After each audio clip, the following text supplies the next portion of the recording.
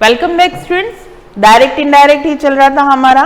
हमने point two point काफ़ी सारे रूल्स पढ़ लिए हैं। लास्ट जो हमने वीडियो ड्रॉप किया था उसमें हमने पढ़ा थर्ड पर्सन के बारे में कि थर्ड पर्सन में किसी तरह का कोई चेंज नहीं होता, सिर्फ टेंस के अकॉर्डिंग ही चेंज होते हैं। और उसके साथ ही हमने कुछ वर्ड्स पढ़े थे जो इंडिकेट करते हैं नियरनेस और टाइम को, और उसको हम डिस्टेंस में कैसे चेंज कर देते हैं वो भी पूरा चार्ट बताया था मैंने। और उससे रिलेटेड मैंने सेंटेंस के एग्जाम्पल के थ्रू भी आपको उसका क्लियर करके बताया था कि किस तरह से इन सेंटेंसेस में चेंज होते जाएंगे। अब आज हम नेक्स्ट टॉपिक हमारा जो ले रहे हैं वो है इंट्रोगेटिव सेंटेंसेस। इंट्रोगेटिव सेंटेंसेस आप पहले भी हम एक्टिव पैसिव में भी पढ़ चुके हैं। टू टाइप्स के होते हैं, एक जो होते हैं एक्सेसरी वर्ब से स्टार्ट होते हैं और दूसरे होते हैं जो WH वर्ड से स्टार्ट होते हैं।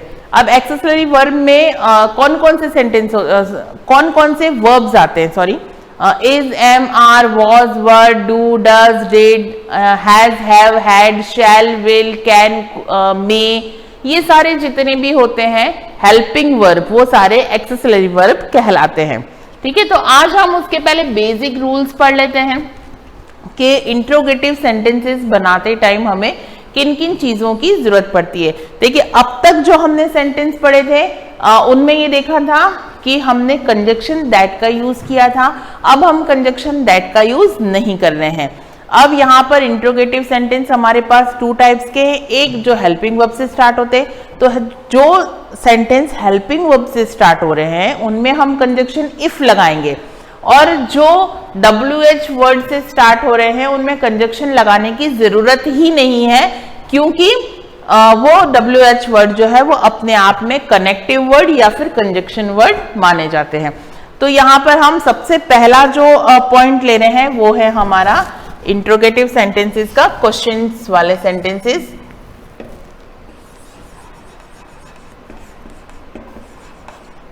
क्वेश्चंस और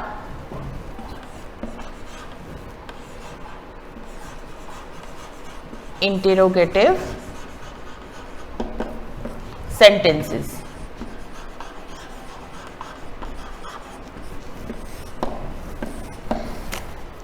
क्लियर? अब हम इसके रूल्स पढ़ लेते हैं। ठीक है, said to, change in, asked या फिर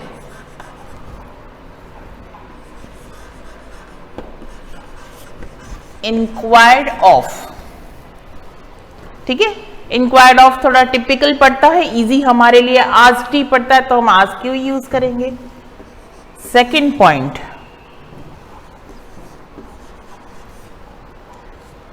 से to,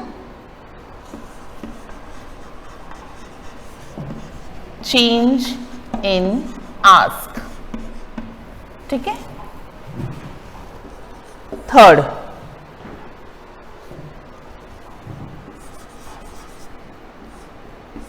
we don't use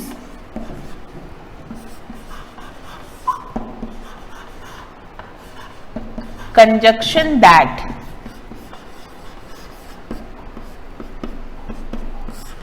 conjunction that को हम यूज नहीं करते हैं। Number 4,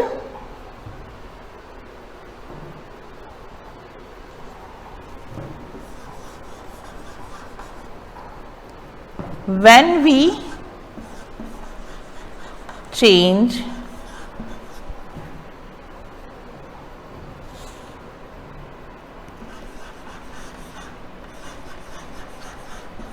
interrogative sentence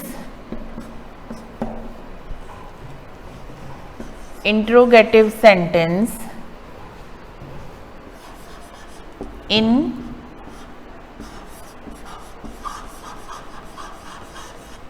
indirect sentence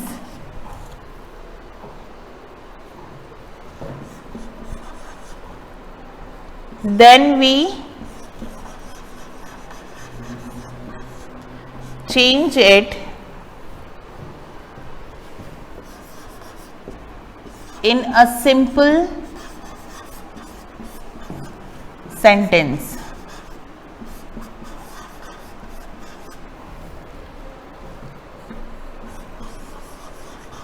Remove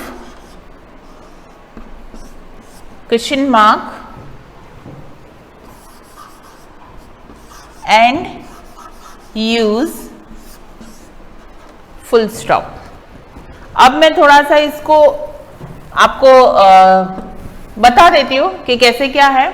जब हम अब तक हम जो नॉर्मल सेंटेंसेस चेंज कर रहे थे उसमें हमने देखा था कि से को टेल में, सेज को टेल्स में और सेड टू को हम टोल्ड में चेंज करे थे। अब यहाँ पर सेड टू चेंज हो रहा है आस्क्ड में या फिर इंक्वायर्ड ऑफ में। तो हम हमारे लिए इजी क्या पड़ता है? आस्क, तो हम आस्क को ही यूज करेंगे, राइट।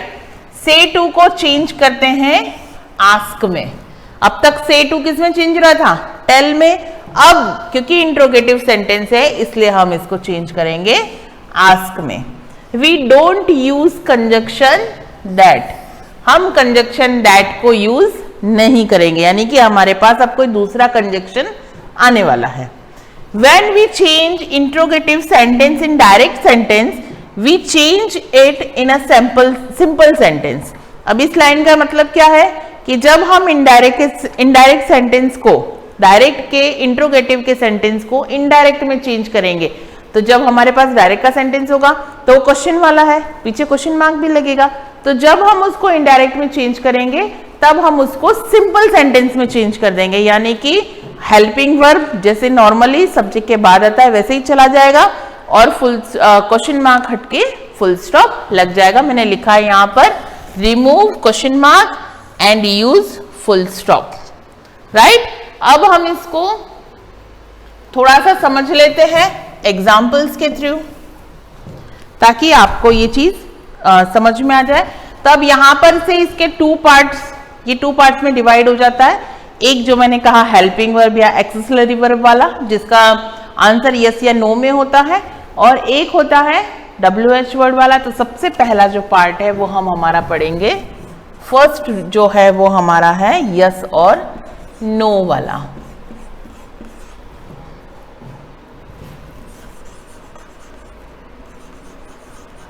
Answer type questions.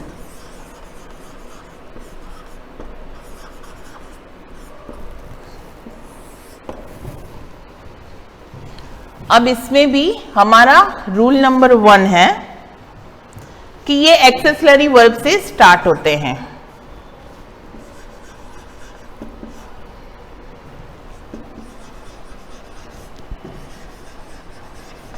अब इसमें एक्सेसरी वर्ब में क्या आता है?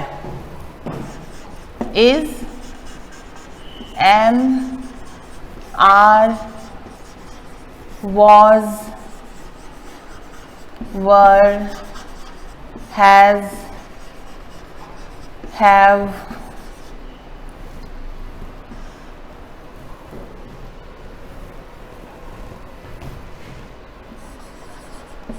had, do, does, did और shall, will, can, may, ये सारे टाइप के जो आते हैं वो इन सब के अंदर इंक्लूड होते हैं। अब हम बात करते हैं हमारे रूल 2 की, कि इसमें क्या होगा कि इसमें जैसा कि हमने कहा था कि कंजक्शन दैट का हम यूज नहीं करेंगे, यहां पर हम यूज करेंगे कंजक्शन इफ या फिर वेदर।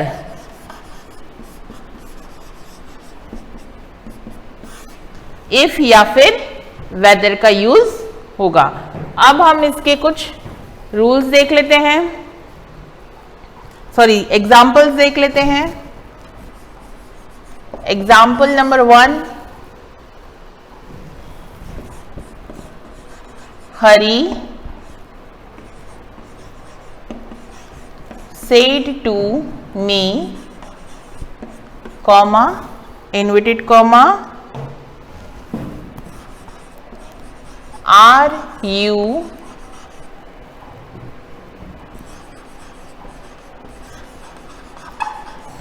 Reading a book? इसका आंसर क्या होगा? अब तक हम क्या लिखते आए थे? Hari told me. अब हम क्या लिखेंगे? Hari asked me. Asked me, conjunction that की जगह क्या लगाना है? इफ। इफ। अब हमने एक लास्ट लाइन जो हमारे रूल्स की पढ़ी थी वो क्या पढ़ी थी कि हम इंट्रोगेटिव सेंटेंस को जब इनडायरेक्ट में चेंज करते हैं तो हम उसको सिंपल सेंटेंस बना देते हैं, राइट? तो अब हम इसका जो सिंपल सेंटेंस होगा वो क्या बनाएंगे? अब यहां पर हमारे पास पर्सन भी है, एक पर्सन यू है। जब सेकंड पर्सन होता है तो वो ऑब्जेक्ट के अकॉर्डिंग चेंज हो जाता है। तो क्या होगा? If I was, are plus verb की फर्स्ट फॉर्म आईएनजी है तो वॉज प्लस वर्ब की फर्स्ट फॉर्म आईएनजी हो जाएगा। I was reading a book. हम 2-3 एग्जाम्पल्स और देख लेते हैं ताकि आपका ये कॉन्सेप्ट क्लियर हो जाए। Ram said to Hari, comma, inverted comma, will you go to school today?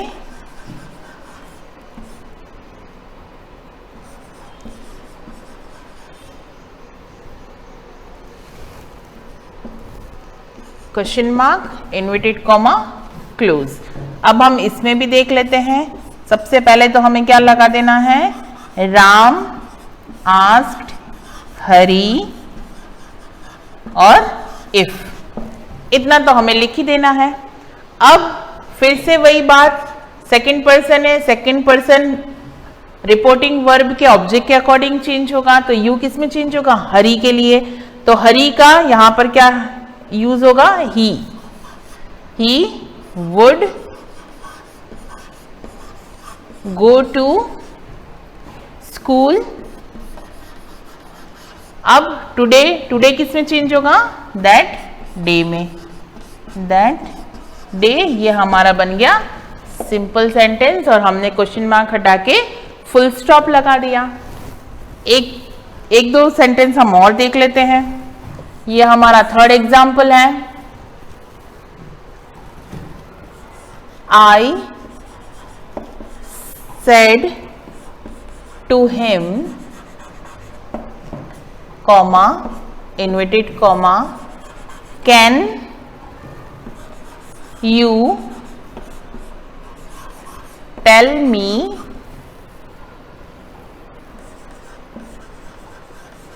what the time is?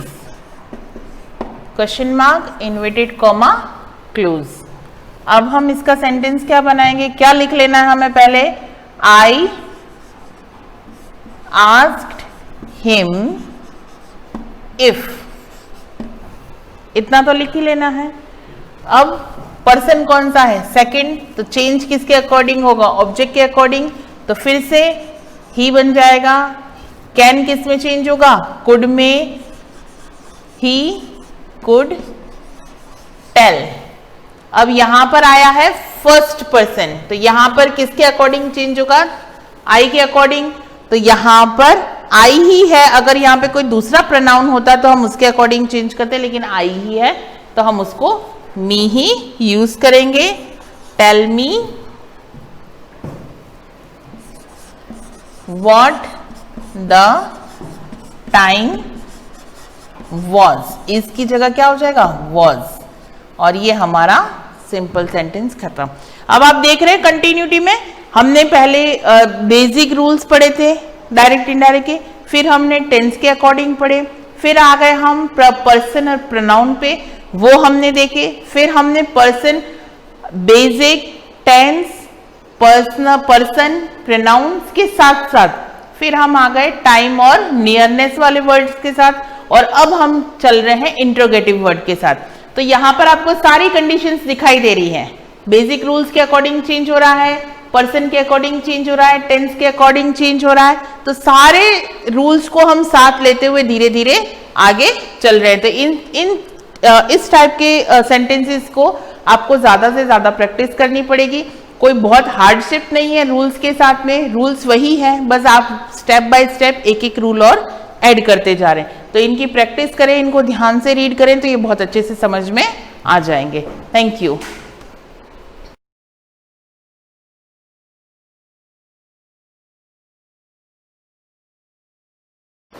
सुप्रभात विद्यार्थियों, कल हमने वाक्य विचार पर अध्ययन किया था, जिसमें क्रिया के आधार पर, रचना के आधार पर, अर्थ के आधार पर तीनों अध्ययन किया था।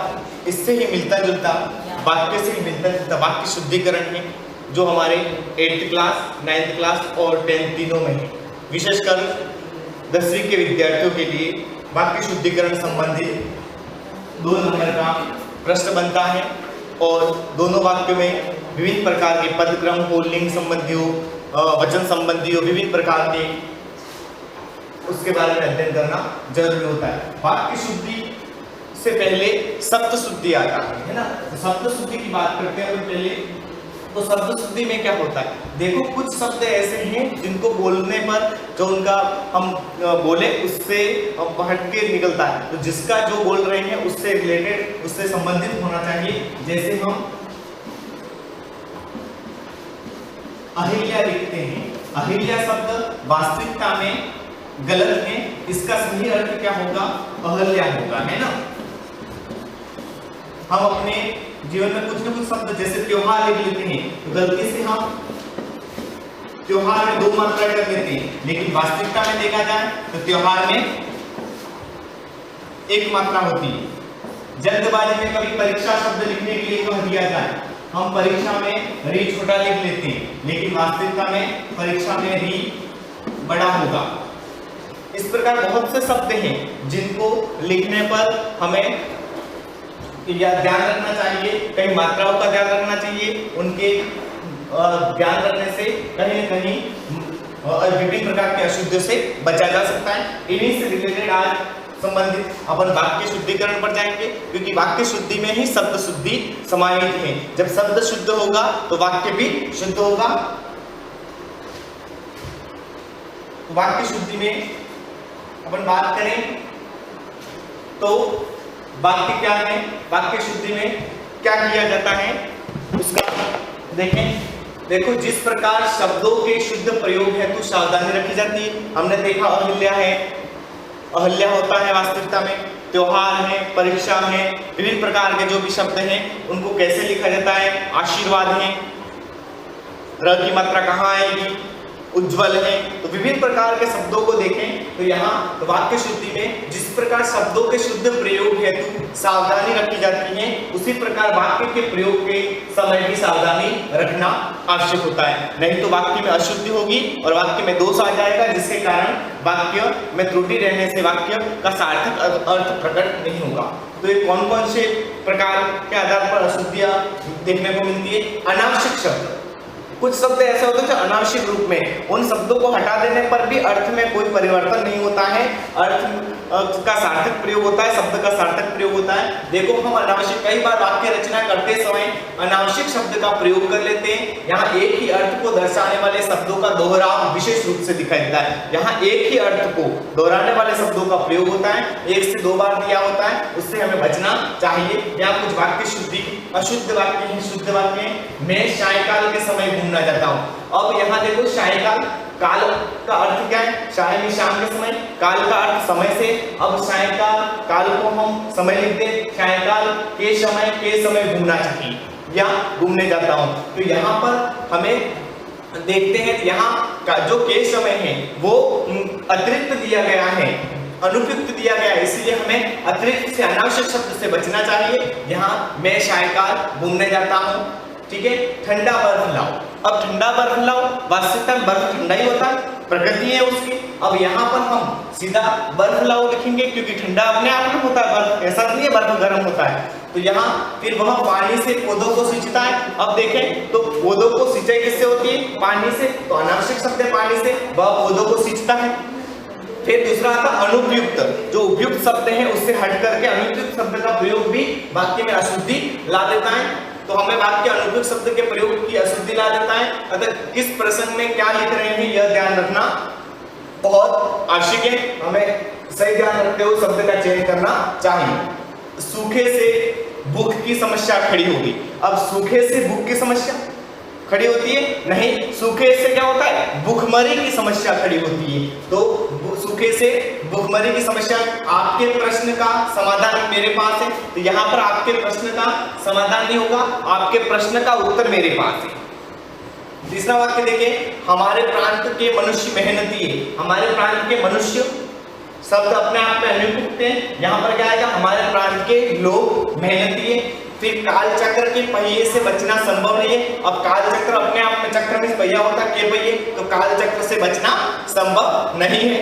आगे तीसरा पॉइंट देखते हैं, सर्वनाम संबंधी अशुद्धि। कभी कभी वाक्य में हम सर्वनाम संबंधी भी अशुद्धि कर लेते हैं। सर्वनाम संबंधी शब्दों के अशुद्ध प्रयोग से भी वाक्य में अशुद्धि आ जाती है। जैसे मैंने कल जयपुर जाना है। अब मैंने जो शब्द है सर्वनाम शब्द है, यहाँ अनुपयुक्त शब्द है। इस शब्द की जगह हमें उचित शब्द लिखना पड़ेगा जो कि सर्वनाम मैंने की जगह क्या आएगा? मुझे। तो मुझे कल जयपुर जाना है। इस प्रकार आगे हम देखते हैं, मेरे को कुछ याद नहीं आ रहा। अब मेरे को शब्द अपने आप में अनुपयुक्त है, अशुद्ध है, सर्वनाम शब्द अशुद्धि है। मुझे कुछ याद नहीं आ रहा। कमल यहाँ आया और बताया कि सब ठीक है। यहाँ पर देखें तो कमल यहाँ आया, बताया कि सब ठीक है, और उसने बताया। किसने बताया? क्योंकि सर्वनाम का प्रयोग होगा जहां पर, जैसे मोहन विद्यालय गया और वह पढ़ने लगा। तो विद्यालय गया और वह पढ़ने लगा, तो वह किसके लिए आया? कमल के लिए, मोहन के लिए। यहाँ पर कमल यहाँ आया और उसने बताया कि सब ठीक है। इसने बताया? मोहन, कमल ने। इसलिए यहाँ पर ये भी हो गया। वह उसका चश्मा भूल गया, वह अपना चश्मा भूल गया। यहाँ पर भी देखें विशेषण संबंधी अशुद्धि। विशेषण संबंधी अशुद्धि में देखें, विशेषण शब्दों का भी अनुपयुक्त या अपूर्ण प्रयोग वाक्य में अशुद्धि ला देता है। वाक्य रचना में विशेषण शब्द प्रयुक्त करते समय भी विशेष सावधानी रखने की आवश्यकता होती है। अशुद्ध वाक्य क्या है? पुस्तकों में यह बहुत श्रेष्ठ है।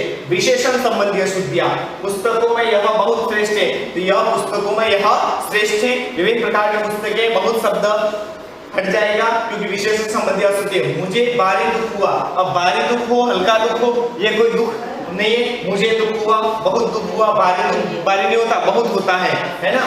दादाजी की बीमारी चिंतनीय है। दादाजी की बीमारी चिंतनीय, चिंताजनक है ना। खिलाड़ियों ने अपनी हिम्मत नहीं हारी। खिलाड़ियों ने हिम्मत नहीं हारी, अपनी हिम्मत की है, स्वयं की। इसलिए यहाँ पर हमें विशेषण संबंधी अशुद्धि से बचना चाहिए। नेक्स्ट आगे बढ़े तो क्रिया संबंधी अशुद्धि। क्रिया संबंधी अशुद्धि में क्रिया के सही रूप का वाक्य में प्रयोग न होने पर भी वाक्य में रचना में दोष आ जाता है। कभी कभी क्या होता है, क्रिया संबंधी, जैसे कर्ता होता है, कर्म होता है, लेकिन क्रिया में भी अशुद्धि होती, जिसके कारण में वाक्य का सही अर्थ सार्थक प्रयोग नहीं हो पाता है, जिसके कारण में हमें सब इनके चयन में भी विशेष सावधानी रखनी चाहिए। वाक्य रचना में कहां पर क्रिया संबंधी कौन सी क्रिया प्रयोग में लानी चाहिए, यह हमें ध्यान होना चाहिए। बच्चा खाना और दूध पीकर सो गया। अब यहाँ पर हम देखें तो बच्चा खाना और दूध, चलो मान लेते दूध तो पीता है लेकिन खाना भी पीता है, नहीं पीता। तो यहाँ पर हमें क्या ध्यान रखना, बच्चा खाना खाकर और दूध पीकर सो गया। अपनी ओर से क्या लगाना है, खाना के साथ खाकर क्रिया लगानी है। उसने मेरा गाना सुना और घर देखा। उसने मेरा गाना सुना, यहाँ गाना और घर देखा। अब गाना तो सुना होगा और घर देखा होगा, तो उसने मेरा गाना सुना और घर देखा। मैं आप सबका धन्यवाद करता हूँ, मैं आप सबको धन्यवाद देता हूँ। तो मैं धन्यवाद करते नहीं है, धन्यवाद देते हैं। इस प्रकार ये हमारा क्रिया संबंधी अशुद्धि हो गई। इस क्रिया संबंधी अशुद्धि के बाद आगे का जो है वो हम नेक्स्ट वीडियो में जो आपके 6 नंबर आज जो क्रिया के बाद आएगा उसका हम अध्ययन करेंगे, लिंग संबंधी है, वचन संबंधी, उसके बारे में अध्ययन करेंगे। धन्यवाद।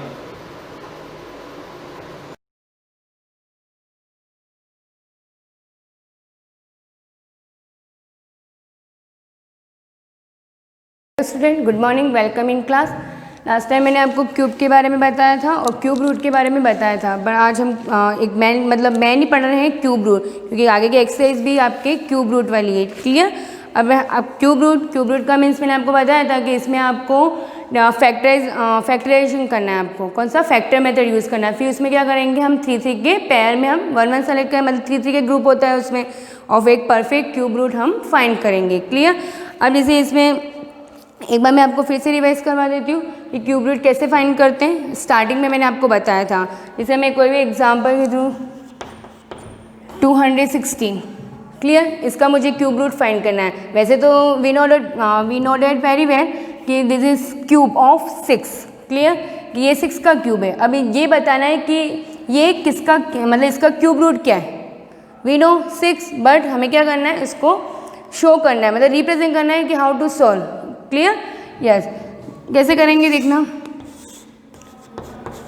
216 हमें फैक्टराइजेशन मेथड ही यूज़ करना, we only use prime number. Clear? अब इसमें देखना, सबसे फर्स्ट वी टेक 2, हमें प्राइम नंबर ही यूज़ करना है यहाँ पर।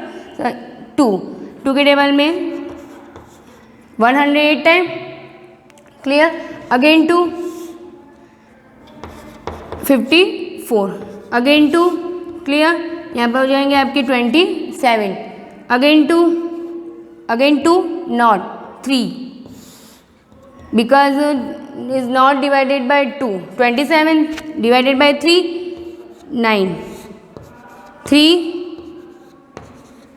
और ये इस टाइप से आपके क्या आ गया लास्ट में 1। क्लियर? जब तक हमारे 1 नहीं आया तब तक हमें ये फैक्टर करने ही है।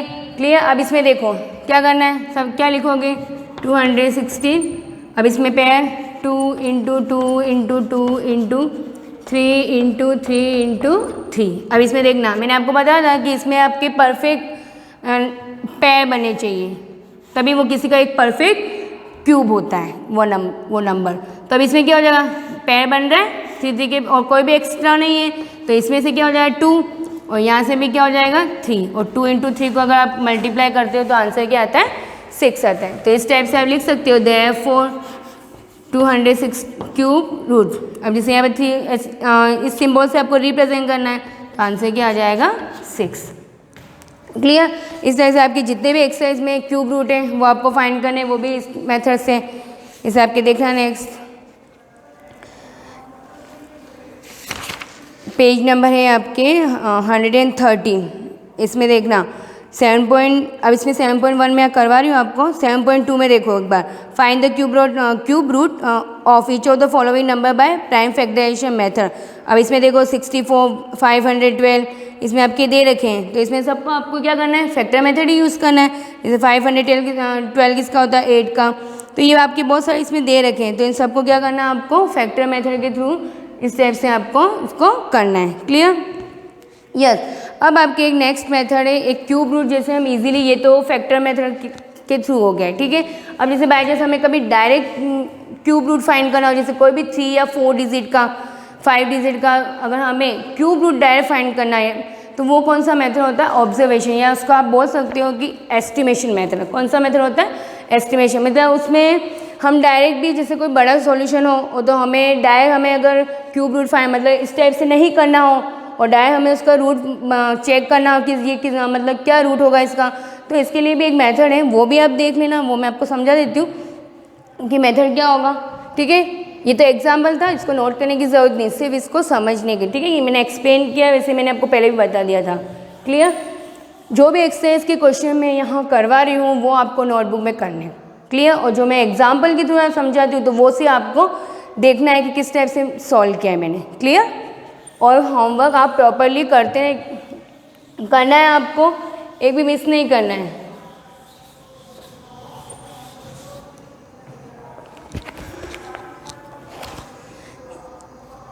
यस। अब नेक्स्ट अब देखो, अब मैं आपको एस्टिमेशन मेथड बता रही हूँ। ठीक है? यस।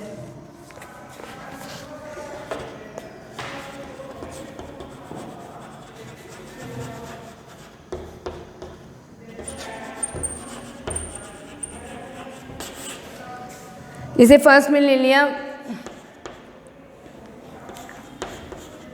ये है आपके 175 और 616, ठीक है। ये जैसे मैंने आपको बोला था कि जैसे 3, 2 या 5, 6 नंबर के अगर कोई भी क्यूब रूट ज़्यादा तो नहीं आएंगे, मतलब मैक्सिमम 6 या 7 डिजिट तक आ सकते हैं, ठीक है। तो अगर उसका मतलब वो क्यूब आ सकता है, तो अब जैसे ये किसी का क्यूब है, अब हमें पता करना है हम क्या करेंगे, या तो हम फैक्टर मेथड यूज़ करेंगे। बाय चांस हमें कभी सडनली कोई क्वेश्चन में करना हो तो किस टाइप से मैं आपको डायरेक्ट बता रही हूँ, ये ध्यान से देखना थोड़ा कि इसमें क्या करना है। सबसे फर्स्ट आपको क्या करना है, पेयर बनाने हैं, ठीक है। 3 के जैसे लास्ट में हमने क्या कर दिया, ये 3 कर दिया, और जो होगा वो लास्ट में यहाँ पर क्या हो जाएगा, रेस्ट ऑफ हो जाएगा, ठीक है।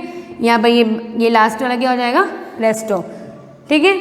अब यहाँ पर 3 लास्ट के पहले आपको 3 बनाना है, 3 डिजिट, क्योंकि हम क्यूब है ना ये, तो 3 टाइम 3 डिजिट छोड़ के फिर एक और बनाना, आगे और हो तो आगे और बनाना, ठीक है। इस टाइप से अब यहाँ पर देखना, ठीक है। अब यहाँ पर सबसे फर्स्ट हमने क्या लिया, 616। वैसे इसको एस्टिमेशन मेथड को वैसे प्रॉपरली लैंग्वेज में करना है, वो मैं आपको बाद में बताऊंगी। अभी डायरेक्ट देखो कि किस टाइप से इसमें फाइंड करना है। इसे देखो 616, ठीक है। सबसे पहले इन तीनों नंबर में देखना, इसमें आपको यूनिट डिजिट देखनी है। यूनिट डिजिट जैसे मैंने क्या ले ली, जैसे यूनिट डिजिट हमारे क्या है, 6, क्लियर। अब आपको ध्यान से देखो कि आप जैसे यहाँ पे यूनिट डिजिट 6 है, अब आपको ऐसे क्यूब रूट नंबर लेना है, ऐसा क्यूब रूट नंबर लेना है कि जिसके क्यूब में लास्ट में 6 आता हो, जिसके लास्ट डिजिट में, लास्ट मीन्स यूनिट डिजिट में क्या आता हो, 6 आता हो। तो ऐसा कौन सा नंबर होगा, जैसे फर्स्ट हमने ले लिया 1, 2 ले लिया हमने 8, 3 ले लिया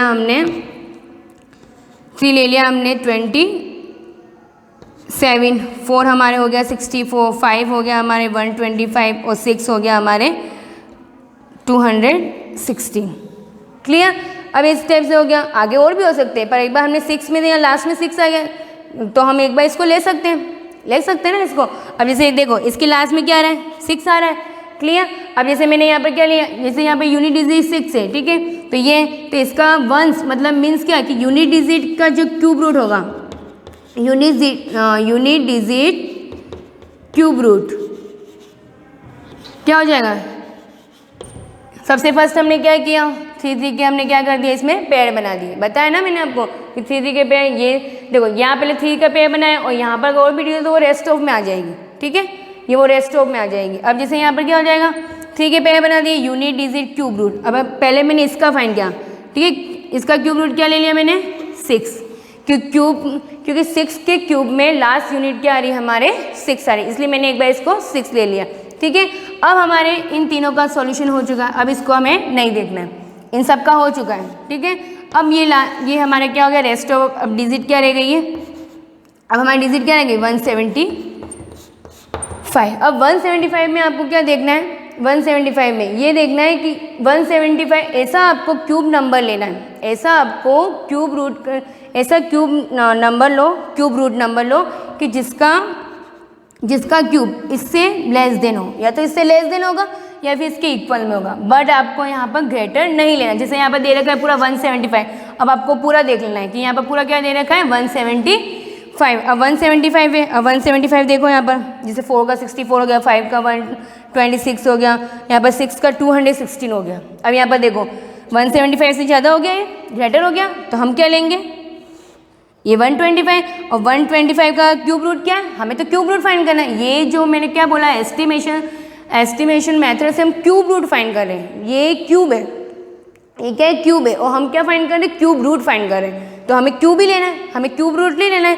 तो यहाँ पर देखो अब ये 175 से इसका मीन्स क्या हो जाएगा कि 5 का जो क्यूब है, 5 का जो क्यूब है वो लेस देन 175, 5 का जो क्यूब है 170, क्यों, क्योंकि अगर हम 6 का लेते हैं तो वो तो 216 हो जाएगा, वो ज़्यादा हो जाएगा। मैंने क्या बोला आपको, या तो आप इक्वल में लो या फिर उसके लेस देन लो, बट आपको ग्रेटर नहीं लेना है। अब यहाँ पर देखो जैसे मैंने ये ले लिया, इसका मीन्स ये एग्जैक्ट है, तो अब क्या हो जाएगा, अब आप क्या लिख सकते हो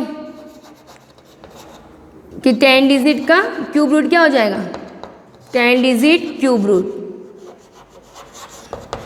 10 डिजिट क्यूब रूट क्या हो जाएगा 5, 125 नहीं लेना, 125 नहीं लेना है यहाँ पर, 5 का क्यूब नहीं लेना है, वो तो से हमने चेक किया है। अब यहाँ पर क्या किया, 5 लिया, ये ले लिया मैंने 5, ठीक है। अब इसमें देखो, अब हमारे एग्जैक्ट क्यूब रूट क्या बना है। अब इसका एग्जैक्ट क्यूब रूट क्या बना, यहाँ देखो ऊपर एग्जैक्ट, मतलब इसमें इसका मैं 2 डिजिट है हमारे क्यूब रूट में, एक तो ये वाली और एक ये वाली। अब वन इसको अरेंज कैसे करेंगे, जैसे मैंने लिख दिया 100, जैसे ये है, ठीक है, इस टाइप से लिख दिया मैंने। अब यहाँ पर जैसे 1 प्लेस पे हमारे क्या आया 6 और 10 प्लेस पे हमारे क्या आया 56, इसका मीन इसका क्यूब रूट क्या हो जाएगा 56। अगर आपको चेक करना हो तो आप इसको फैक्टर मेथड से करो या फिर 56 इंटू 56 इंटू 56 करके देखो, आपके ये आंसर आने चाहिए। क्लियर। इस टाइप से आपके ये कौन सा मेथड हो गया एस्टिमेशन। इसमें आगे और भी मैं आपको सिस्टमेटिक करवाऊंगी, एक बार मैंने आपको सिंपल बता दिया, ठीक है। जैसे एक नॉर्मल नंबर ले लो आप कोई भी,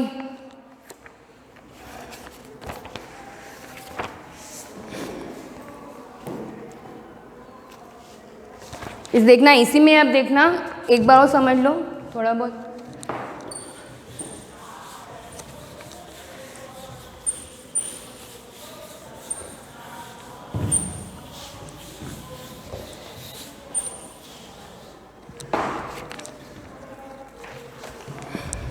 जैसे एक एग्जांपल और देखो,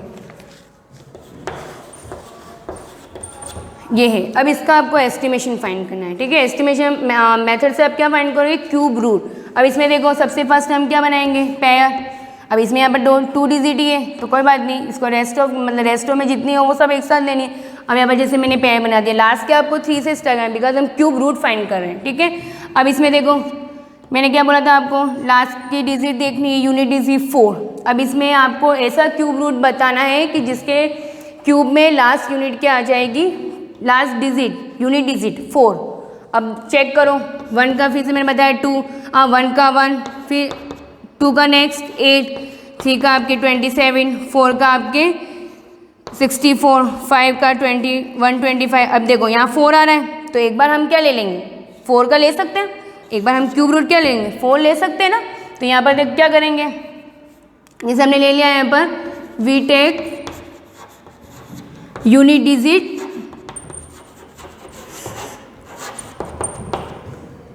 क्यूब रूट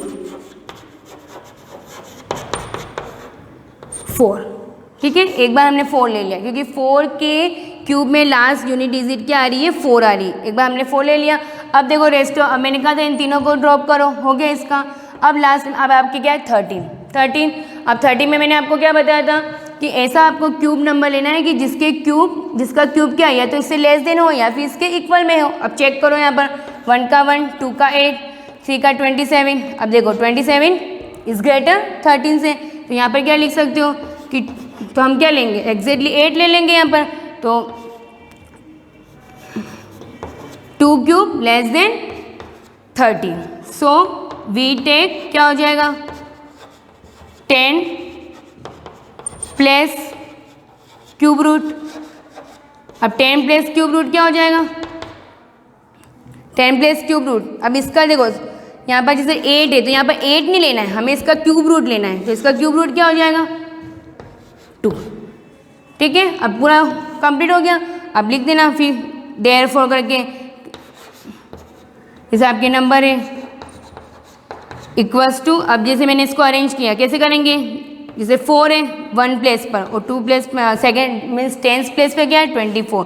अब आप फिर से अगर आपको चेक करना हो तो कर सकते हो चेक भी, क्या करोगे या तो 24 इंटू 24 इंटू 24 करके देखो, ये आनी चाहिए डिजिट, या तो आप फैक्टर मेथड से करके देखो तो भी आपके 24 आना चाहिए। मतलब ये क्या एक डायरेक्ट मेथड है, मतलब इसमें मतलब डायरेक्ट एस्टिमेशन इसको कर सकते हैं। क्लियर। ऐसे बहुत सारे एग्जाम्पल देखना जिसे आपके इसमें परफेक्ट एक्सरसाइज में भी है, ठीक है। तो ये एस्टिमेशन आप ये ट्राई करना। जैसे आपके पेज नंबर 111 पे देखो 4th क्वेश्चन परफेक्ट, ये एक्सरसाइज है ना प्रैक्टिस वाली, इसमें सब चेक करना आप, ठीक है। डायरेक्ट एस्टिमेशन डायरेक्ट बुक के सामने डायरेक्ट बुक में ही आंसर लिख देना है इसके, और आंसर शीट से चेक कर लेना। क्लियर। अब आपको मैं नेक्स्ट क्लास में कंटिन्यू करूँगी एक्सरसाइज।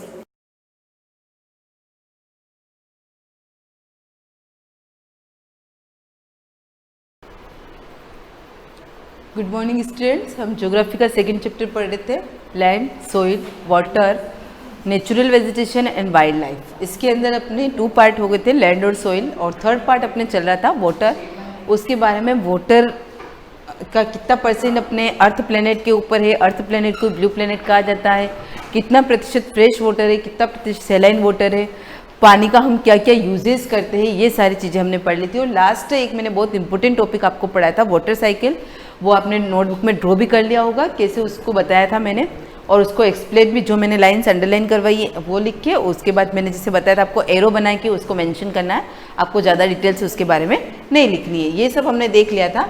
अब हम पढ़ेंगे प्रॉब्लम्स ऑफ वाटर अवेलेबिलिटी। क्या दे रखा है, क्या क्या समस्याएं आती है, पानी जो अपने को उपलब्ध होता है उसमें क्या क्या प्रॉब्लम्स हमको फेस करनी पड़ती है। देखो क्या दे रखा है, उससे पहले अपन एक डू यू नाउ दे रखा है, क्या आप जानते हैं, क्योंकि ये काम हम लोग करते हैं। About 11% of the total global population has no access to clean water. क्या दे रखा है, जितनी भी अपनी पॉपुलेशन है पूरे ग्लोबल में, कह सकते हैं पूरे विश्व की बात कर रहे हैं यहाँ पर, 11% ऐसी पॉपुलेशन है जिनको क्लीन वाटर नहीं मिलता है। About 30% of water in loss due to leakage. Leakage का मतलब हमारे पानी के जो नल है वो टपकते रहते हैं, और हम लोग सोचते हैं कि पूरे दिन में कितना पानी टपक रहा होगा, टपक रहा था, हम ध्यान नहीं देते हैं, तो उसमें कितना पानी वेस्ट हो जाता है। 30% of water is loss due to leakage. A dripping tap waste about 1200 litres of water in a year. उसके अलावा आप लोगों ने देखा होगा नल आते हैं, जिन लोगों के घर में बोरिंग होती है उनको तो नल के पानी की कोई आवश्यकता नहीं होती, लेकिन कितनी बार क्या करते हैं, वो नल को खुला छोड़ देते हैं, तो वो पानी क्या होता है, वेस्ट जाता है। तो ये जो 2 चीज़ बता रखी है, वो क्या बता रखी है कि कितने लोगों को एक तो क्लीन वाटर नहीं मिलता और कितना पानी हम लोग वेस्ट करते हैं। और ये जो लीकेज वाली जो प्रॉब्लम है, या कह सकते हैं ड्रॉपिंग वाली जो प्रॉब्लम है, ये तो ऑलमोस्ट हम सभी के घरों में होती है। अब हम पढ़ेंगे next point, problems of water availability. Many parts of world are facing the problem of water shortage. क्या दे रखा है, वर्ल्ड यानी कि विश्व, संसार के बहुत ऐसे देश हैं जहाँ पर लोगों को पानी की जो समस्याएं हैं, पानी की जो कमी है, उस प्रॉब्लम को क्या करना पड़ता है, फेस करना पड़ता है। और ये प्रॉब्लम ऐसी है कि दिन भर दिन क्या होता है, बढ़ती जा रही है, कम नहीं हो रही। अब हम कहते हैं कि बहुत सारा, मैं यहाँ पर तो इतनी बारिश आ रही है, यहाँ पे तो बाढ़ आ रही है, तो बहुत पानी, लेकिन जो बाढ़ का पानी और आता है वो क्या होता है कि एकदम से बह के चला जाता है। फिर बाढ़ आती है, जब तक रहता है, आप 2 दिन बाद, ऐसा थोड़ी कि जो बाढ़ आई है वो पानी साल भर तक इकट्ठा होकर वहीं पे रहता है, वो पानी क्या होता है, बह के चला जाता है, यानी कि उसका कोई यूजेस नहीं होता है। The main factor for this is uneven rainfall.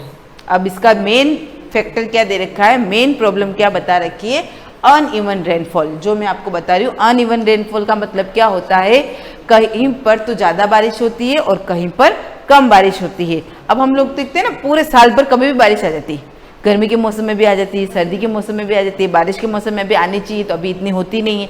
तो ये क्या हो रहा है, अनइवन रेनफॉल हो रहा है, कहीं पर बहुत ज़्यादा बारिश आ रही है, कहीं पर कोई कम आ रही है, तो वो क्या, एक बैलेंस जो होता है वो बैलेंस नहीं बना हुआ है। तो ये एक मेन फैक्टर है। Distribution throughout the year, some areas receive very heavy rainfall. देखो दे रखा है, कुछ एरियाज ऐसे होते हैं जहाँ पर बहुत ज़्यादा बारिश होती है, while some receive very scanty. Scanty का मतलब होता है कम, और कुछ एरियाज ऐसे होते हैं जहाँ पर बारिश क्या होती है, बहुत कम होती है। तो अब ये क्या हो गया, बैलेंस डिस्टर्ब हो गया इसका, कि अगर ऐसा हो कि सभी क्षेत्र में, जितने भी अपना इंडिया का कह सकते हैं या फिर पर्टिकुलर राजस्थान का कह सकते हैं, कि अगर सभी क्षेत्र में बराबर बारिश हो तो किसी भी लोगों को ऐसे पानी की जो प्रॉब्लम से, वाटर अवेलेबिलिटी की जो प्रॉब्लम है वो फेस नहीं करनी पड़ेगी। लेकिन यहाँ पर क्या है, कहाँ पर तो बहुत ज़्यादा बारिश होती है और कहाँ पर बहुत कम बारिश होती है, उसकी वजह से क्या होता है, वाटर की जो शॉर्टेज है उसको फेस करनी पड़ती है। जैसे हम अभी अपने राजस्थान की बात करें तो राजस्थान में जैसलमेर को ले लो आप, तो वहाँ पर 5 से 10 सेंटीमीटर तक की बारिश भी नहीं होती है। तो अब सोचो उन लोगों को पानी के लिए कितनी प्रॉब्लम फेस करनी पड़ती हो। और एक तरफ आप देखो झालावाड़ है, बांसवाड़ा है, वहाँ पर बहुत ज़्यादा बारिश होती है, तो उन लोगों को प्रॉब्लम फेस नहीं करनी पड़ती। हो सकता है कि उसकी कुछ बारिश उधर हो जाए जैसलमेर की तरफ पे, तो उन लोगों को भी ये प्रॉब्लम फेस नहीं करनी पड़ेगी। लेकिन हमारे यहाँ पर क्या है, वाटर बारिश जो होती है वो क्या होती है, अनइवन है, यानी कि कहीं पर ज़्यादा होती है और कहीं पर कम होती है। Some areas face the problems of flood and other face drought। देखो देख रखा है, इस कारण से क्या होता है, कुछ एरिया में तो बाढ़ आने की स्थिति हो जाती है, फ्लड का मतलब होता है बाढ़ आना, एंड अदर फेस, और कुछ क्षेत्रों में क्या हो जाता है, ड्रॉट का मतलब होता है सूखा पड़ना, जहाँ पर बारिश नहीं होती वहाँ पर सूखे पड़ने की स्थिति आ जाती है। Large parts of south Asia, Africa, north west Mexico, part of south America and Australia face the shortage of fresh water supply. आप अंडरलाइन कर देना, इन सभी कंट्रीज के नेम दे रखे हैं, south Asia, Africa, north west Mexico, parts of south America and Australia face the shortage of fresh water supply. ये सभी देश ऐसे हैं जहाँ पर इन लोगों को किसकी प्रॉब्लम फेस करनी पड़ती है, फ्रेश वाटर का जो सप्लाई है वो यहाँ पर क्या है, कम है, उसकी क्या है, कमी है यहाँ पर। The various factors responsible to water shortage are. अब ऐसे कौन कौन से फैक्टर्स हैं जो ये फ्रेश वाटर की जो सप्लाई है उसके लिए जिम्मेदार हैं, तो हम पढ़ते हैं अभी ऐसे कुछ पॉइंट जिसके कारण से ये प्रॉब्लम क्या हो रही है, दिन ब दिन बढ़ती ही जा रही, कम नहीं हो रही है। फर्स्ट दे रखा है राइज इन पॉपुलेशन। मैंने कल ही आपको ये एग्जांपल समझाया था, पॉपुलेशन इंक्रीज होना, जैसे जैसे जनसंख्या बढ़ रही है वैसे वैसे उनके यूजेस के जो साधन है वो भी तो बढ़ाने पड़ेंगे, तो उसके कारण से क्या हो रहा है, और जो चीज जितनी मात्रा में उसकी तो कमी होती है। तो देखो क्या दे रखा है, rise in population has led to the increase in demand for water mainly for industries, agriculture and domestic purpose. देखो क्या दे रखा है, राइज ऑफ पॉपुलेशन, जैसे जैसे जनसंख्या बढ़ रही है डिमांड फॉर वाटर, और पानी की डिमांड तो बढ़ रही है ना, सब इंसानों को पीने के लिए, नहाने के लिए, उद्योग धंधों के लिए, खेती करने के लिए, सभी के लिए पानी की आवश्यकता होती है। तो अब यहाँ पर पॉपुलेशन बढ़ रही है, लेकिन कहीं पर इस पॉइंट में कहीं ऐसा लिखा हुआ है कि पानी भी बढ़ रहा है, पानी तो जो है वही है, और क्या हो रहा है, कमी हो रही है उसमें, क्योंकि हम क्या कर रहे हैं, उसका मिसयूज कर रहे हैं, यूज नहीं कर रहे, हम उसका मिसयूज कर रहे हैं। तो demand for water mainly for industries, agriculture and domestic purpose. Domestic purpose में आपके जितने भी घरेलू वर्क हैं वो सारे डोमेस्टिक पर्पस में आ जाएंगे। तो फर्स्ट रीजन आपका ये हो गया, राइज इन पॉपुलेशन। नेक्स्ट पढ़ते हैं, ground water can be used by human beings but the excessive population due to chemical fertiliser and pesticide had made to unfit for consumption. देखो क्या दे रखा है, नेक्स्ट पॉइंट को अच्छे से समझना। Ground water can be used, हम कौन सा पानी यूज में लेते हैं, ग्राउंड वाटर यानी कि ट्यूबवेल से, हैंडपंप से जो पानी आता है उसको हम यूज में ले रहे हैं, बट द एक्सेसिव पॉपुलेशन, लेकिन एक्सेसिव पोल्यूशन की वजह से, ड्यू टू, अब वो पोल्यूशन किसकी वजह से हो रहा है, हम क्या करते हैं, अच्छी एग्रीकल्चर के लिए, अच्छी खेती के लिए हम क्या करते हैं, हमारे खेतों में क्या करते हैं, केमिकल और पेस्टिसाइड, जो ये अलग अलग प्रकार के खाद होते हैं, इनको हम खेतों में डालते हैं, जो हमारे कंज्यूमेशन, जो हमारे उपभोग के लिए भी क्या होता है, अनफिट होता है, हम अच्छे हेल्थी भी नहीं रह सकते हैं, और उससे होता है कि पानी भी बहुत ज़्यादा जा रहा हो उन फसलों में। तो इस रीज़न से भी क्या होता है, जो फ्रेश वाटर की जो सप्लाई है उसकी प्रॉब्लम हमको फेस करनी पड़ती है। नेक्स्ट पॉइंट आता है, rivers and lakes are contaminated due to discharge of untreated sewage, dumping of industrial waste, household garbage etc. देखो थर्ड पॉइंट क्या दे रखा है, अगर हम चाहे तो रिवर्स और लेक का पानी, रिवर्स का पानी तो हम पीने के लिए यूज में ले सकते हैं, लेकिन यहाँ पर क्या हो रहा है, डिस्चार्ज ऑफ अनट्रीटेड सीवेज, बहुत अधिक मात्रा में जो गंदा पानी बहता है, डंपिंग ऑफ इंडस्ट्रियल वेस्ट, आप लोगों ने सुना होगा उद्योग धंधों से जो गंदा पानी निकलता है उसको वो लोग कहाँ पर छोड़ देते हैं, नदियों और झीलों में छोड़ देते हैं। तो उससे जो वो गंदा पानी निकलता है उससे जो भी रिवर्स और जिस भी लेक में छोड़ा जाएगा वो पूरी क्या हो जाएगी, पॉल्यूटेड हो जाएगी। एंड थर्ड पॉइंट क्या दे रखा, हाउस होल्ड गार्बेज। हम लोग भी क्या करते हैं, आप लोगों ने अपने दूर की नहीं देखना, अपने सलूम्बर की जो छोटी छोटी रिवर्स है उनमें भी जाकर देखते हो तो बहुत ज़्यादा कचरा है। तो वो कचरा कहाँ से आ रहा है, पर्टिकुलर एक कोई पर्सन तो नहीं डाल रहा, हम सभी लोग उसमें मिलकर कचरा डाल रहे हैं। अब कोई बच्चा ऐसे बोलेगा मैं तो नहीं डालने गए, आप प्रत्यक्ष रूप से नहीं डालने गए, लेकिन अप्रत्यक्ष रूप से आपने अपना जो कचरा है, हो सकता है कि आपने जो कचरा जहाँ पर फेंका हो वो कचरा वहाँ पे किसी न किसी कारण से, जैसे हम कोई पत्थर रास्ते में पड़ा है तो हम उसको ठोकर मारते हैं, मारते मारते मारते वो पत्थर कहाँ पहुँच जाता है, तो उसी प्रकार से आपका घर का कचरा भी कहाँ चला जाता है, रिवर्स और लेक में चला जाता है। इस कारण से पानी क्या हो जाता है, पॉल्यूटेड हो जाता है। तो थर्ड रीजन क्या हुआ, पॉल्यूटेड वाटर की वजह से भी हमको फ्रेश वाटर नहीं मिल रहा है। नेक्स्ट दे रखा है, uneven distributions of rainfall and precipitations in different season and different parts of the world। Next point क्या देखा है, मैंने अभी बताया रेनफॉल का जो डिस्ट्रीब्यूशन है वो क्या है, अनइवन है, कहीं पर ज़्यादा होती है कहीं पर कम होती है।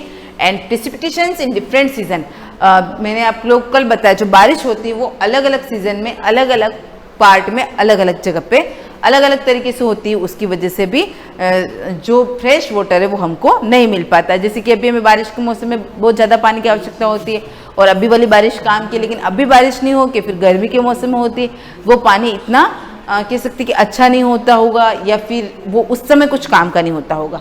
जो बारिश अभी होती है उससे सारी रिवर्स और ये सारी क्या हो जाती है, फुल हो जाती है। नेक्स्ट लास्ट पॉइंट दे रखा है, wastage and careless use of water by human beings has led to shortage of water throughout the world. ये रीजन क्या है, मोस्ट इंपॉर्टेंट कह सकते हैं हम लोगों से related, wasted and careless use of water. पानी का जो यूज है हम वो क्या कर रहे हैं, बहुत लापरवाही से कर रहे हैं। इसके कारण से भी हमको फ्रेश वाटर की जो सप्लाई है उसकी जो शॉर्टेज है उसका एक बहुत बड़ा रीजन कौन होते हैं, हम लोग होते हैं। अगर हम सब लोग इन सभी कारणों में सुधार के लिए प्रयास करें तो जो प्रॉब्लम आ रही है फ्रेश वाटर की वो क्या हो सकती है, दूर हो सकती है। अब देखो इसके अंदर नेक्स्ट पॉइंट दे रखा है, management and conservation of water reservoirs. Water resources जो दे रखा है उनको किस प्रकार से सुरक्षित किया जा सकता है, तो इसको हम नेक्स्ट वीडियो में कंटिन्यू करेंगे। Thank you.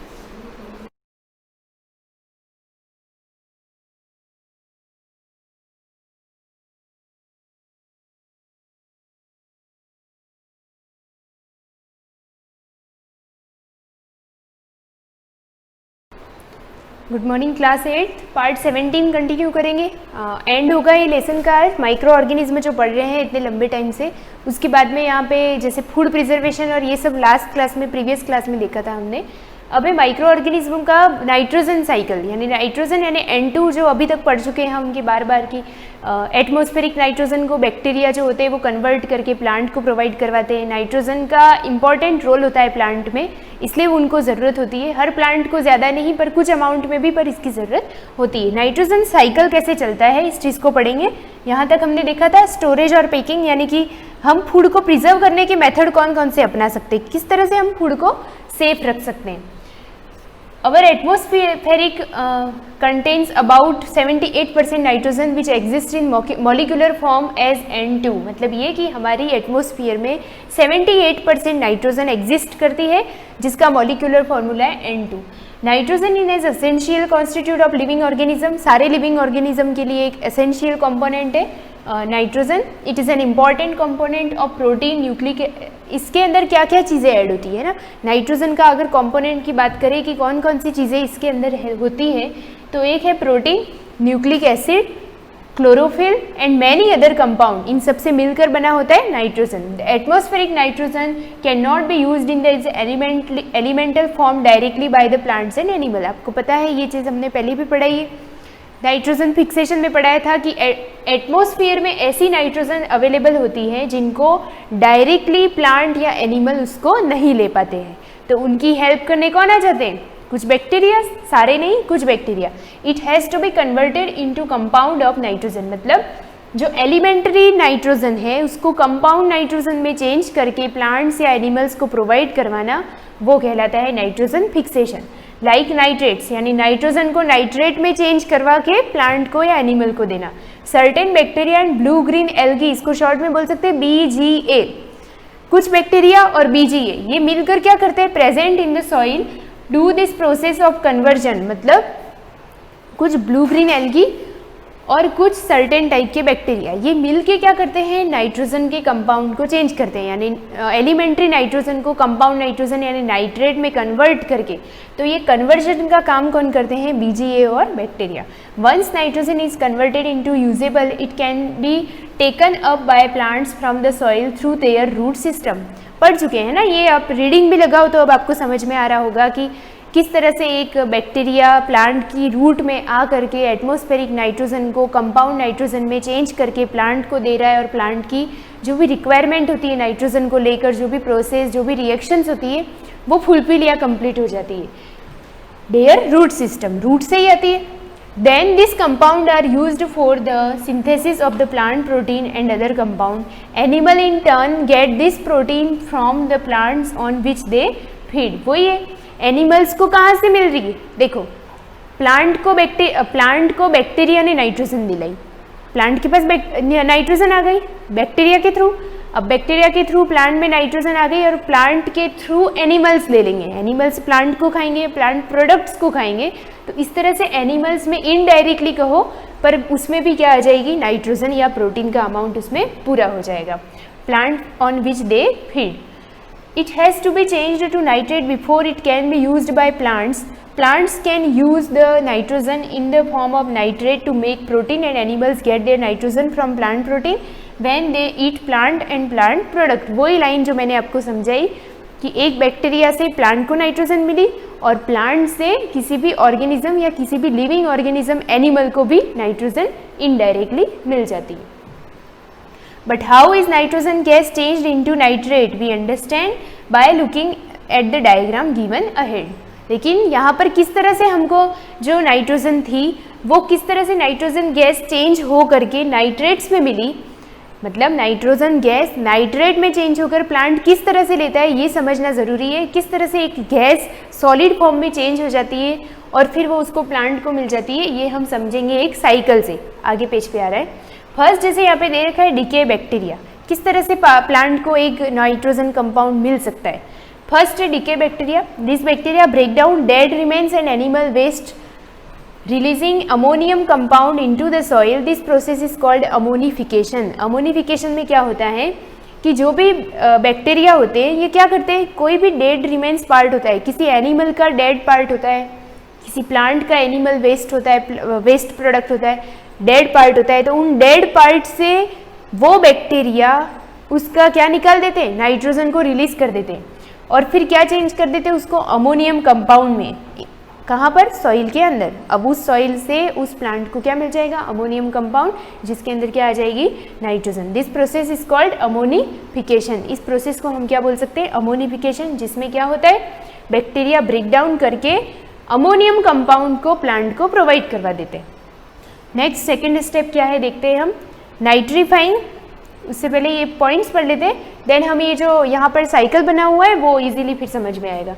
नाइट्रीफाइंग बैक्टीरिया क्या चीज़ है, this bacteria in the soil can change ammonia into nitrate. ये बैक्टीरिया सॉइल की अमोनिया को नाइट्रेट में चेंज करके प्लांट को देते हैं। Ammonia is another chemical that contain nitrogen. Ammonia बोल रहे हैं, दैट मीन्स अमोनिया के अंदर भी क्या है, नाइट्रोजन का कंटेनिंग होता है। It is present in animal waste and dead remains. This process is called nitrification. Ammonia से नाइट्रोजन बनना क्या कहलाएगा, नाइट्रिफिकेशन। अमोनिया जो हो रही है वो चेंज होकर किस में बन रही है, नाइट्रेट में, तो इस प्रोसेस को हम क्या बोलेंगे, नाइट्रिफिकेशन। और जिन बैक्टीरिया से होती है ये काम वो उसको बोलेंगे नाइट्रीफाइंग बैक्टीरिया। जो एनिमल और जो डेड पार्ट होते हैं एनिमल के, उनसे ये प्रोसेस होता है। नाइट्रोजन फिक्सिंग बैक्टीरिया जो हम पढ़ चुके हैं, जिसमें एक कॉमनली नेम 2 बार आ चुका है इसी चैप्टर में, इसी बुक में, राइजोबियम नाम का, वो भी यहाँ कहीं आएगा। दिस बैक्टीरिया कॉल्ड एजोटोबैक्टर, ऐसे बैक्टीरिया को एजोटोबैक्टर भी कहते हैं। आर फाउंड इन सॉइल, जो सॉइल में पाए जाते हैं, ये एक बैक्टीरिया का नाम है। They convert nitrogen from the air into nitrate. Air वाली नाइट्रोजन को गैस फॉर्म में लेते हैं और नाइट्रेट में चेंज करके वो प्लांट को देते हैं। Plants take up the nitrate with their roots. Plants उस नाइट्रेट को रूट से खींच लेते हैं। नाइट्रोजन फिक्सिंग बैक्टीरिया राइजोबियम, नाम आ गया यहाँ पे। एक बैक्टीरिया होता है जो नाइट्रोजन फिक्सिंग का काम करता है, उसका नाम क्या है, rhizobium. Are also found in the root of leguminous plant. ये भी बहुत बार बता चुकी हूँ कि दाल वाले जो पल्सेस फैमिली होती है वो लेग्यूमिनस फैमिली से बिलोंग करती है। इस फैमिली के प्लांट्स को बहुत ज़्यादा नाइट्रोजन की ज़रूरत होती है, तो लेग्यूमिनस प्लांट में एक बैक्टीरिया हमेशा उसके साथ रहता है, एज ए फ्रेंड कहो, क्योंकि वो उसकी हेल्प कर रहा है, और उस बैक्टीरिया का नाम क्या है, राइजोबियम। तो आप जब कभी भी लेग्यूमिनस प्लांट के बारे में लिखो, पल्सेस प्लांट के बारे में लिखो, आपको वहाँ राइजोबियम नाम उसके साथ हमेशा याद रखना है। Like peas, beans and clover, ये सब एक कैटेगरी हो गई। पीस तो पता ही है आपको, मटर, और जो भी बीन्स यानी सेम बीज के जो भी पौधे होते हैं, और क्लोवर, इन सब पौधों में क्या होती है, राइजोबियम नाम का बैक्टीरिया होता है जिनको नाइट्रोजन की ज़रूरत होती है। This bacteria makes lumps to the rock on the roots called road nodules. वही चीज़ है कि जब वो नाइट्रोजन को इस तरह से गैस से कंपाउंड में चेंज करते हैं, गैस वाली नाइट्रोजन को वो नाइट्रेट में बदलते हैं, तब वहाँ रूट पर नोड्यूल्स बन जाते हैं। नोड्यूल्स यानी गांठें बन जाती है, पता चुकी हूँ मैं। They can change nitrogen into nitrate that the leguminous plant can use. इस तरह से वो यूज़ कर लेती है। Lightning, the high temperature of lightning discharge causes some of the nitrogen.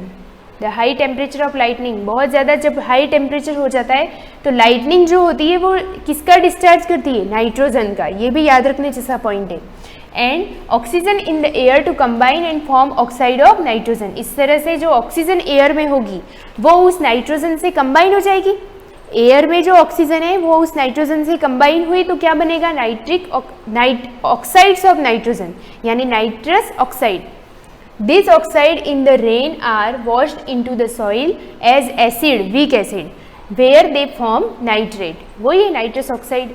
अगर उसके अंदर वाटर ऐड हो गया तो वो क्या बन जाएगा, HNO3. लिख दो यहाँ पे जैसे लिखा है ना कि अगर उसमें रेन, यहाँ पर एक लाइन है दिस ऑक्साइड मीन्स N2O. ये N2O अगर वाटर के साथ ऐड हो जाता है तो HNO3 बन जाता है. HNO3 यानी ये क्या है, नाइट्रिक एसिड. एसिड रेन जब होती है ना, जैसे आगरा के मॉन्यूमेंट्स जो हमारा ताजमहल बना हुआ है, आपने सोशल में कभी पढ़ा होगा, तो उसकी जो शाइननेस है वो कम हो रही है. क्यों हो रही है, क्योंकि वहाँ की बारिश में या वहाँ की रेन ड्रॉपलेट्स में HNO3 ज़्यादा होता है, क्योंकि वहाँ पर फैक्ट्रीज भी बहुत सारी बनी हुई है. चलो वो चीज़ अलग है. यहाँ पर जैसे नाइट्रोजन का साइकिल दे रखा है. नाइट्रोजन कैसे बनती है, नाइट्रोजन यानी एयर में होती है. सबसे पहले अगर यहाँ से शुरू करें, सबसे पहले 78% नाइट्रोजन जो होती है वो हमारे एटमॉस्फेयर में अवेलेबल होती है. अब ये चीज़ कहाँ कहा जा रही है, एक लाइटनिंग, दूसरा फर्टिलाइजर. यहाँ पे लिखा है nitrogen fixing bacteria and blue green algae in the soil fix nitrogen. ये तो आपको समझ में आ गया. लाइटनिंग भी आ गया. यहाँ पर एक पॉइंट पढ़ लिया हमने कि लाइटनिंग के थ्रू जो होती है वो क्या होता है, डिस्चार्ज होता है. लाइटनिंग के थ्रू नाइट्रोजन का डिस्चार्ज होता है. वो डिस्चार्ज ऑक्सीजन के साथ मिलता है, N2O बनता है, वो वाटर के साथ ऐड होकर HNO3 बनता है. अब यहाँ पे ये तो आपको पता है कि किस तरह से एक बैक्टीरिया नाइट्रोजन को फिक्स करके प्लांट को दे रहा है, और वो है ब्लू ग्रीन एल्गी. ठीक है, लाइटनिंग आपको समझ में आ गया. फर्टिलाइज़र, यहाँ पर अमोनिया और ये चीज़ें आपको पता है यूरिया वगैरह डालते हैं खेतों में, तो वो खेतों में डाले जाने वाला यूरिया जो है वो क्या है, आर्टिफिशियल फर्टिलाइज़र है, वो मैन्योर नहीं है. तो वो जो फर्टिलाइज़र होता है उससे भी प्लांट को नाइट्रोजन मिलती है, लाइटनिंग से भी मिलती है, और साथ में है nitrogen fixing bacteria and blue green algae in the soil fix nitrogen. ठीक है, अब यहाँ पे दे रखा है compound of nitrogen in soil. अब ये सारे जो नाइट्रोजन की चीज़ें हैं ये सब कहाँ आ जाएगी, सॉइल में. सॉइल में कंपाउंड नाइट्रोजन आ गई. देन ये चीज़ पहले सबसे पहले जाएगी अपटेकन बाय प्लांट रूट. सॉइल वाली नाइट्रोजन सबसे पहले कौन ले लेगा, तो प्लांट ले लेगा. ठीक है, फिर यहाँ दे रखा है एनिमल्स, ह्यूमन और एनिमल्स को भी चाहिए, तो वो कहाँ से लेंगे, वो किसी प्लांट से ले लेंगे. फिर यहाँ दे रखा है जैसे ये वाली नाइट्रोजन, कंपाउंड नाइट्रोजन कहाँ जाएगी, bacteria convert compound of nitrogen into gases nitrogen. ये कभी कभी सॉइल में कुछ बैक्टीरिया ऐसे भी होते हैं जो कंपाउंड नाइट्रोजन को वापस गैस वाली नाइट्रोजन में कन्वर्ट कर देते हैं. फिर ये गैस वाली नाइट्रोजन वापस एटमॉस्फेयर में चली जाएगी, यानी जहाँ से नाइट्रोजन क्रिएट हुई थी वहीं पर इन छोटे छोटे बैक्टीरियाज की वजह से वापस नाइट्रोजन एयर में मिल गई. मतलब हर एक चीज़ का रोल है. हम कहते हैं ना, हम ह्यूमन की ज़रूरत थी, बैक्टीरिया भगवान ने क्यों बनाए, तो उनका भी रोल होता है हमारे साइकिल को चलाने में. हर गैस की साइकिल कंप्लीट होती है तो वो इसी बैक्टीरिया से होती है. यानी अलग अलग टाइप के बैक्टीरिया होते हैं. यहाँ पर बैक्टीरिया कुछ बेनिफिशियल है, यहाँ पर भी बेनिफिशियल है. इस तरह से ये चैप्टर तुम्हारा एंड होता है.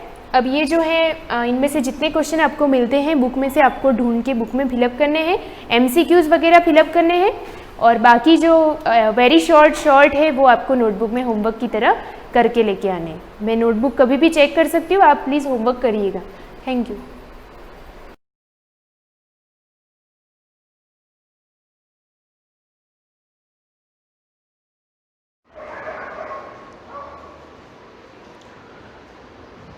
Good morning students. कल हमने देखा पेट्रोलियम का निर्माण किस प्रकार हुआ, उनके संगठनों का उपयोग हम किन किन कार्यों के अंदर करते हैं, कौन कौन से संगठक होते हैं. आज हम प्राकृतिक गैस के बारे में पढ़ेंगे. उसके पहले देख लो आप, पेट्रोलियम और प्राकृतिक गैस से अनेक उपयोगी पदार्थ प्राप्त किए जाते हैं. पेट्रोल और प्राकृतिक गैस से अनेक उपयोगी पदार्थ हम प्राप्त करते हैं, उन्हें पेट्रो रसायन कहते हैं.